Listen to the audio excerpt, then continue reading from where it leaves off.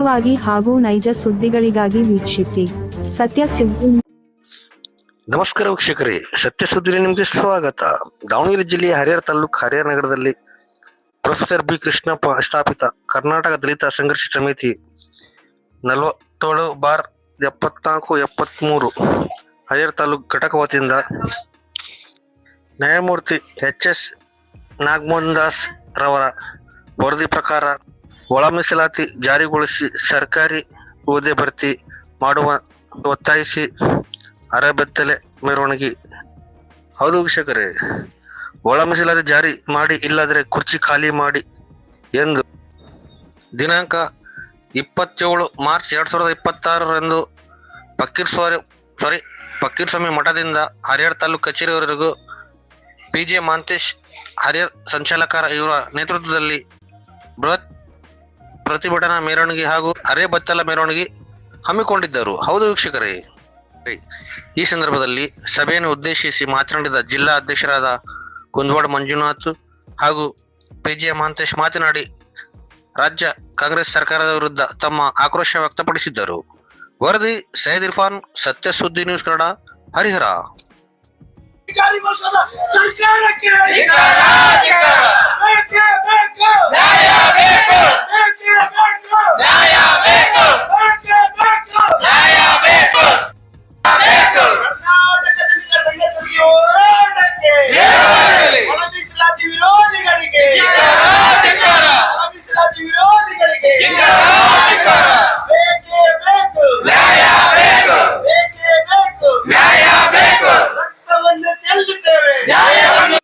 ತಾಲೂಕು ಕಚೇರಿಯವರಿಗೆ ಎಲ್ಲರೂ ಅರೆಬೆತ್ತಲೆ ಮೆರವಣಿಗೆ ಬಂದು ಇವತ್ತು ಮಾನ್ಯ ತಹಸೀಲ್ದಾರ್ ಅವರಿಗೆ ಮನವಿಯನ್ನು ಅರ್ಪಣೆ ಮಾಡ್ತಿದ್ದೇವೆ.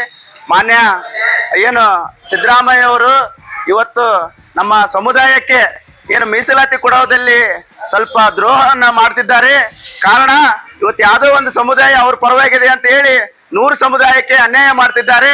ದಯಮಾಡಿ ಸರ್ಕಾರ ಕೂಡಲೇ ಒಳ ಮೀಸಲಾತಿಯನ್ನು ಜಾರಿ ಮಾಡಬೇಕು.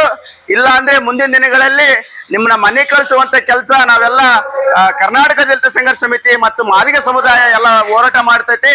ಸರ್ಕಾರಕ್ಕೆ ನಾವು ಎಚ್ಚರಿಕೆ ಕೊಡೋದೇನಂದ್ರೆ, ಪದೇ ನೀವು ಪ್ರತಿಯೊಂದಕ್ಕೂ ಸಂಪುಟ ಸಭೆ ಮುಂದೂಡ್ತಿರೋದು ನೋಡ್ತಾ ಇದ್ರೆ ಮೇಲ್ನೋಟ ಕಾಣ್ತೈತಿ. ನೀವು ಒಳ ಮೀಸಲಾತಿ ಪರ ಇಲ್ಲ, ಒಳ ಮೀಸಲಾತಿ ವಿರೋಧಿಗಳೇ ಅನ್ನೋದು ಗೊತ್ತಾಗುತ್ತೆ. ದಯಮಾಡಿ ಮಾನ್ಯ ಸಿದ್ದರಾಮಯ್ಯ ಅವರಿಗೆ ನಾವು ಕೇಳ್ಕೊಳ್ಳೋದು ಏನಂದ್ರೆ, ಕೂಡಲೇ ಮಾದಿಗ ಸಂಬಂಧಿತ ಜಾತಿಗಳಿಗೆ 6%, ವಲಯ ಸಂಬಂಧಿತ ಜಾತಿಗಳಿಗೆ 6%, ಇತರ ಸಮುದಾಯಕ್ಕೆ 5%, ಮೊನ್ನೆ ನಾಗಮೋಹನ್ ದಾಸ್ ಅವರ ವರದಿಯಲ್ಲಿ ಮಾಡಿದ್ದೀರಿ ನೀವು ಸರ್ಕಾರ. ಇವತ್ತು ನಮಗೆ ದ್ರೋಹ ಮಾಡ್ತಿದ್ದೀರಿ. ಹಳೆ ಮೀಸಲಾತಿ 56,000 ಉದ್ಯೋಗಗಳನ್ನು ತುಂಬಕ್ಕೆ ಹೊಂಟಿರಿದೆ, ಅದು ಸರಿಯಲ್ಲ. ಇತ್ತೀಚೆಗೆ ನಾಗಮೋಹನ್ ದಾಸ್ ಅವರ ವರದಿ ಪ್ರಕಾರ ನಮಗೆ ಒಳ ಮೀಸಲಾತಿ ಕೊಡಬೇಕು.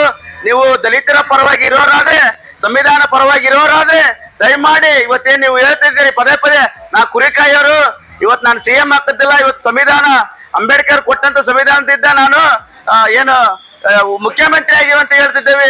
ನಿಮ್ಮ ಬಹುಶಃ ಮಾತುಗಳನ್ನ ಬಿಟ್ಟು ಕೂಡಲೇ ಸರ್ಕಾರ ಎಚ್ಚೆತ್ಕೊಂಡು ಬರುವಂತ 9ಕ್ಕೆ ಕರೆದಿರಿ, ಅಷ್ಟರೊಳಗೆ ನೀವು CM ಅವರು ಕರೆದು ನಮಗೆ ಒಳ ಮೀಸಲಾತಿಯನ್ನು ಕೊಡಬೇಕು. ಇಲ್ಲದಾದ್ರೆ ನಿಮ್ಮ ಗಂಟೆ ಮುಟ್ಟಿ ಕಟ್ಟಿ ಮನೆ ಕಳಿಸುವಂತ ಕೆಲಸವನ್ನು ನಾವು ದಲಿತರು ಮಾಡ್ತೇವೆ ಅಂತ ಹೇಳ್ತಾ ಈ ಮುಖಾಂತರ ಹೇಳ್ತಾ ಇದೀನಿ. ಈ ಕಾರ್ಯಕ್ರಮಕ್ಕೆ ಆಗಮಿಸಿರುವಂತ ನಮ್ಮ ಮಾನ್ಯ ಜಿಲ್ಲಾ ಸಂಚಾಲಕರಾದ ಕುಂದವಾಡ ಮಂಜುನಾಥ್ ಅವರು ಆಗಮಿಸಿದ್ದಾರೆ. ಈ ಕಾರ್ಯಕ್ರಮದ ಕುರಿತು ಅವರು ಕೂಡ ಮಾತಾಡ್ಬೇಕಂತ ಹೇಳಿ ಕೇಳ್ಕೊಳ್ತೇನೆ. ಎಲ್ಲ ನನ್ನ ಸಮಾಜದ ಬಂಧುಗಳೇ, ನಾವು ಕಳೆದ 35 ವರ್ಷಗಳಿಂದ ನಿರಂತರವಾಗಿ ಇವತ್ತು ಹೋರಾಟವನ್ನು ಮಾಡ್ತಾ ಬಂದಿದ್ದೀವಿ. ಇವತ್ತು ನಮ್ಮ ಹೋರಾಟಕ್ಕೆ ಮಾಡಿದಂತ ಸರ್ಕಾರ 2004ರಲ್ಲಿ SM ಕೃಷ್ಣ ಅವರ ಸರ್ಕಾರ ಸದಾಶಿವ ಆಯೋಗವನ್ನು ನೇಮಕ ಮಾಡುತ್ತೆ. ಸದಾಶಿವ ಆಯೋಗ ಇವತ್ತೇನು ಕರ್ನಾಟಕದ ಪ್ರತಿ ಪರಿಶಿಷ್ಟ ಜಾತಿಯ ಕುಟುಂಬಗಳನ್ನು ಭೇಟಿ ಮಾಡುತ್ತೆ.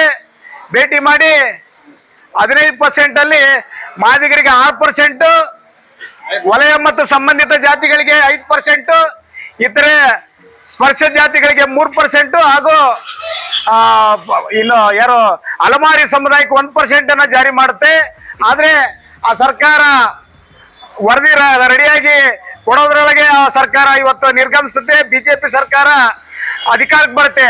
ಆ ಬಿಜೆಪಿ ಸರ್ಕಾರ ಅಧಿಕಾರಕ್ಕೆ ಬಂದಂತ ಸಂದರ್ಭದಲ್ಲಿ ಒಳ ಮೀಸಲಾತಿಯನ್ನ, ಸದಾಶಿವ ಆಯೋಗದ ವರದಿಯನ್ನ ಜಾರಿ ಮಾಡದೆ ಅವರು ತಿರಸ್ಕಾರ ಮಾಡ್ತಾರೆ.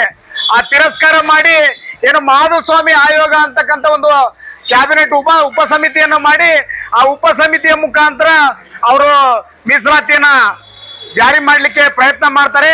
ಅದು ಯಾವ ರೀತಿ ಅಂತಂದ್ರೆ 15% ಇರ್ತಕ್ಕಂಥ ಮೀಸಲಾತಿಯನ್ನು 2% ಜಾಸ್ತಿ ಮಾಡ್ತಾರೆ.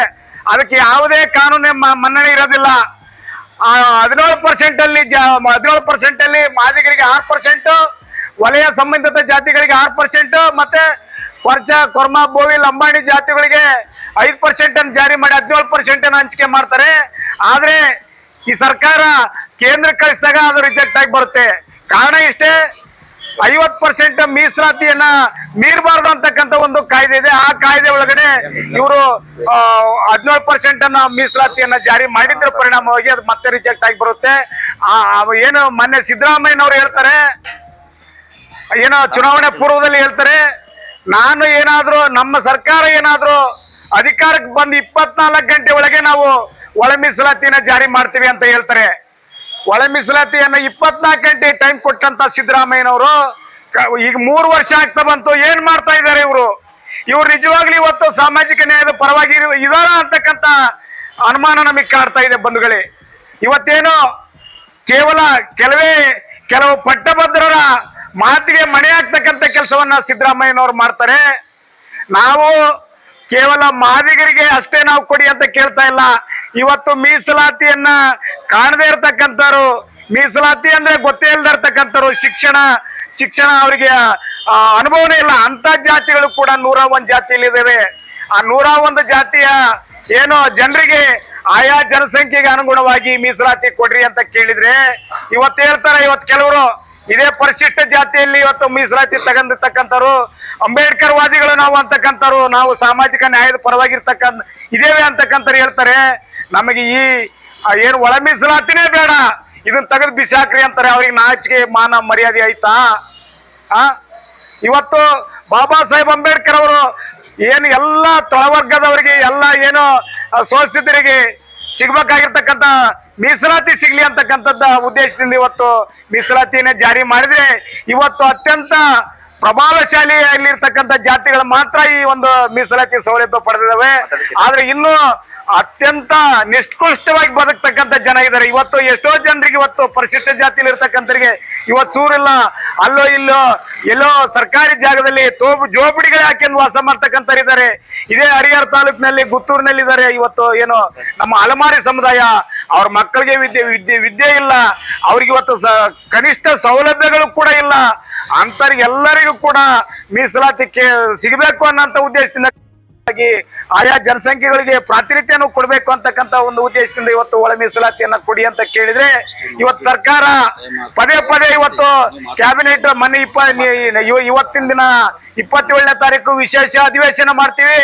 ಆ ಅಧಿವೇಶನದಲ್ಲಿ ನಾವು ಆ ಮೀಸಲಾತಿಯನ್ನ ಜಾರಿ ಮಾಡೇ ಮಾಡ್ತೀವಿ ಅಂತ ಹೇಳಿದಂತವ್ರು ಈಗ ಮತ್ತೆ ಅದನ್ನ ದಿನಾಂಕವನ್ನು ಮುಂದೂಡ್ತಾ ಬರ್ತಾ ಇದ್ದಾರೆ. ಇವತ್ತು ನೀತಿ ಸಮಿತಿಯ ನೆಪವನ್ನು ಒಡ್ತಾ ಇದ್ದಾರೆ.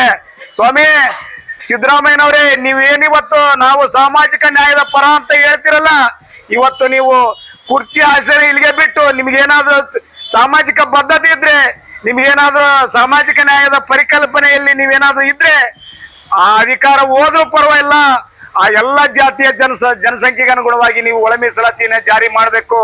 ಇಲ್ಲ ಅಂತಂದ್ರೆ ಈ ಏನೋ ಇವತ್ತು ರಾಜಕಾರಣಿಗಳು ಏನಿವತ್ತು ನಮಗೆ ಆಶ್ವಾಸನೆ ಕೊಡ್ಕೊಂಡು ಹೋಗ್ತಾ ಇದಾರಲ್ಲ, ಅದ್ರಲ್ಲಿ ನೀವು ಕೂಡ ಒಬ್ರು ಅಂತಕ್ಕಂಥದ್ದನ್ನ ನಾವು ತಿಳ್ಕೊಬೇಕಾಗುತ್ತೆ. ಇವತ್ತು ನಾವೇನಾದ್ರೂ ಮನಸ್ಸು ಮಾಡಿದ್ರೆ ಇವತ್ತೇನು 2 ಕಡೆ ಉಪಚುನಾವಣೆ ನಡೀತಾ ಇದಾವೋ, ಇವತ್ತು 2 ಕ್ಷೇತ್ರಗಳಲ್ಲಿ ಕೂಡ ಕಾಂಗ್ರೆಸ್ ಅನ್ನು ಮನೆ ಕಳ್ಸಕ್ಕಂತ ಶಕ್ತಿ ನಮಗಿದೆ. ಹಾಗಾಗಿ ನೀವು ಅವೆಲ್ಲದನ್ನು ಕೂಡ ಬಿಡ್ಬೇಕು. ಇವತ್ತೇನ್ ನಾವು ಕುರಿ ಕಾಯ್ದು ಬಂದು ಈ ಒಂದು ಮುಖ್ಯಮಂತ್ರಿ ಸ್ಥಾನದಲ್ಲಿ ಇದೀರಿ ಅಂತ ಹೇಳ್ತಾ ಇದೀರಲ್ಲ, ಅದೇ ಬಾಬಾ ಸಾಹೇಬ್ರ ಋಣ ನೀವೇನಾದ್ರೂ ತೀರ್ಸ್ಬೇಕು ಅನ್ನೋದಾದ್ರೆ ಇಲ್ಲಿರ್ತಕ್ಕಂಥ ಏನು 101 ಜಾತಿಗಳಿದಾವಲ್ಲ, ಎಲ್ಲ ಜಾತಿಗಳಿಗೂ ಕೂಡ ಪ್ರಾತಿನಿಧ್ಯ ಸಿಗ್ತಕ್ಕಂಥ ಒಂದು ಒಳ ಮೀಸಲಾತಿಯನ್ನ ನೀವು ಜಾರಿ ಮಾಡಬೇಕು ಅಂತಕ್ಕಂಥ ಒಂದು ಒತ್ತಾಯವನ್ನು ಮಾಡ್ತಾ ಇದ್ದೇವೆ. ನೀವು ಅಧಿಕಾರ ಮುಗಿಸ್ಕೊಂಡು ಹೋಗಂತ ಪ್ರಯತ್ನ ನೀವೇನಾದ್ರೂ ಮಾಡಿದ್ರೆ ನಿಮ್ಮನ್ನ ಶಾಶ್ವತವಾಗಿ ನಾವು ಈ ಕಾಂಗ್ರೆಸ್ ಅನ್ನ ನಾವು ಏನು ಕಳೆದ ಚುನಾವಣೆಯಲ್ಲಿ ಬಿಜೆಪಿಯಿಂದ ಯಾವ ರೀತಿ ನಾವು ಮೂಲೆ ಗುಂಪು ಮಾಡಿ ಅವ್ರನ್ನ ಮನೆ ಕಳಿಸಿದ್ವೋ, ನಿಮ್ಮನ್ನು ಕೂಡ ಅದೇ ರೀತಿ ನಾವು ಅಧಿಕಾರವನ್ನ ಕಿತ್ಕಂತಕ್ಕಂಥ ಕೆಲಸವನ್ನ ನಾವು ಮಾಡ್ಬೇಕಾಗುತ್ತೆ. ಇವತ್ತೇನು ಕೇವಲ ಪರಿಶಿಷ್ಟ ಜಾತಿಯ ಅಂಬೇಡ್ಕರ್ ಅವರ ಸೌಲಭ್ಯದಲ್ಲಿ ನೀವೇನ ಇವತ್ತು ಮಂತ್ರಿಗಳಾಗಿದ್ದೀರಲ್ಲ, ನಿಮಗೆಲ್ಲರಿಗೂ ಕೂಡ ಈ ವೇದಿಕೆ ಮುಖಾಂತರ ಎಚ್ಚರಿಕೆ ಕೊಡ್ತಾ ಇದ್ದೀನಿ. ನೀವು ಕೂಡ ಇವತ್ತು ಅಂಬೇಡ್ಕರ್ ಅನುಯಾಯಿಗಳು ಅಂತ ಹೇಳ್ಕೊಂಡು, ಅಂಬೇಡ್ಕರ್ ಹೆಸರನ್ನು ಹೇಳ್ಕೊಂಡು ಇಡೀ 100 ಜಾತಿಗಳಿಗೆ ಅನ್ಯಾಯ ಮಾಡ್ತಾ ಇದ್ದೀರಲ್ಲ, ನಿಮ್ಮನ್ನ ಶಾಶ್ವತ ರಾಜಕಾರಣದಿಂದ ಮನೆಗೆ ಕಳಿಸ್ತಕ್ಕಂಥ ಕೆಲಸವನ್ನ ಕರ್ನಾಟಕದಲ್ಲಿ ಸಂಘ ಸಮಿತಿ ಮಾಡುತ್ತೆ ಅಂತಕ್ಕಂಥ ಒಂದು ಎಚ್ಚರಿಕೆಯನ್ನ ನಿಮಗೆ ಕೊಡ್ತಾ ಇದ್ದೀವಿ.